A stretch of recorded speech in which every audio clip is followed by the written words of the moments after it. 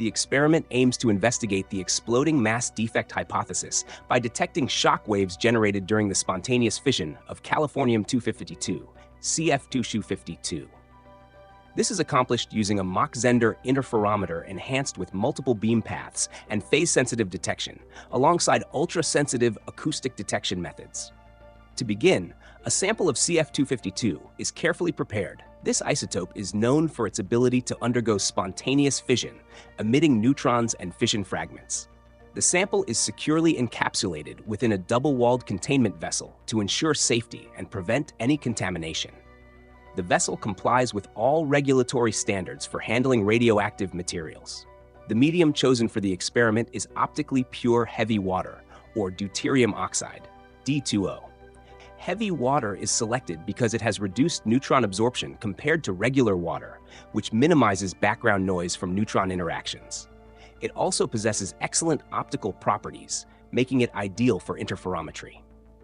The heavy water is meticulously purified to remove any impurities that could affect optical clarity. The core of the experimental setup is the Mach-Zehnder interferometer. A single-frequency, highly stable laser, such as an Nd:YAG laser operating at 1064 nanometers, serves as the light source. The laser beam is split into two arms, a reference arm and a sample arm. In the sample arm, mirrors are arranged to direct the laser beam through the heavy water medium multiple times.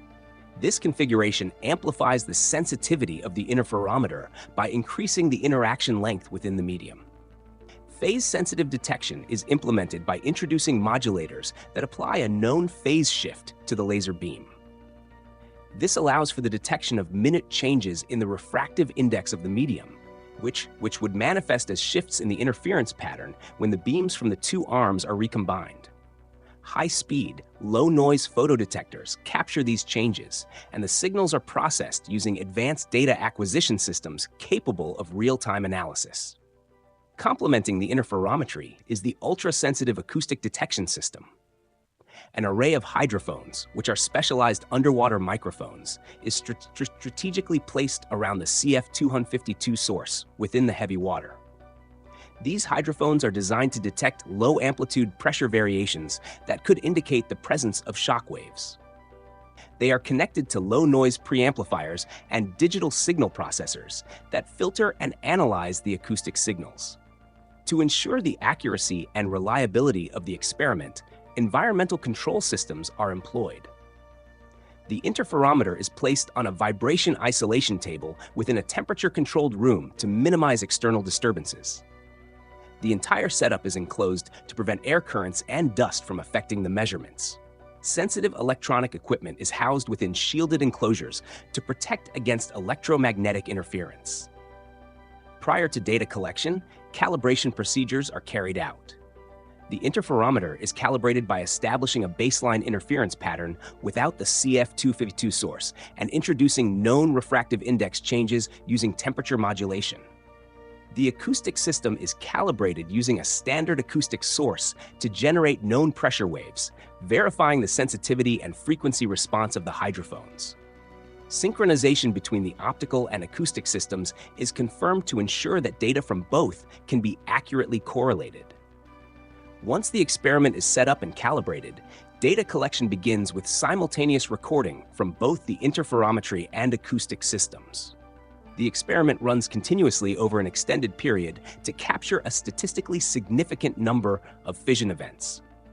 During the observation period, the interferometer detects transient phase shifts in the interference pattern that may indicate changes in the refractive index of the heavy water. At the same time, the hydrophones monitor for acoustic signals that correspond to pressure waves propagating through the medium. Precise timestamps are recorded for all detected events to facilitate cross-correlation between the two datasets. Data analysis involves processing the signals from both systems to filter out background noise and enhance the detection of potential events. For the interferometry data, algorithms calculate the magnitude of any phase shifts, while the acoustic data is analyzed for amplitude, frequency, and waveform characteristics of the detected pressure waves. Events detected by both systems are correlated temporally to assess whether they are related. The results are then compared with predictions from conventional nuclear models and the exploding mass defect hypothesis. Standard models of nuclear fission are used to predict expected signals, serving as a baseline for comparison. Any observed anomalies or discrepancies that cannot be explained by conventional theories are scrutinized to determine if they align with the hypothesized shock waves resulting from the explosive transformation of the mass defect. Quality assurance is ensured by keeping detailed records of all procedures, calibrations, and observations.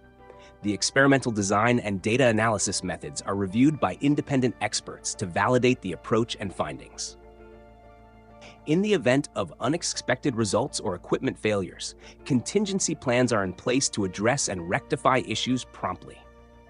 The ultimate goal of the experiment is to provide clear evidence either supporting or refuting the exploding mass defect hypothesis. By employing advanced detection methods and meticulously controlling experimental conditions, the research seeks to uncover potential new insights into the fundamental processes of nuclear reactions and energy release. This experimental approach represents a novel intersection of optical and acoustic detection techniques in the field of nuclear physics. Positive results could have significant implications for our understanding of energy transformation at the nuclear level, potentially leading to advancements in energy generation technologies and theoretical physics. Regardless of the outcome, the experiment contributes valuable data and fosters a deeper exploration of the phenomena associated with nuclear fission.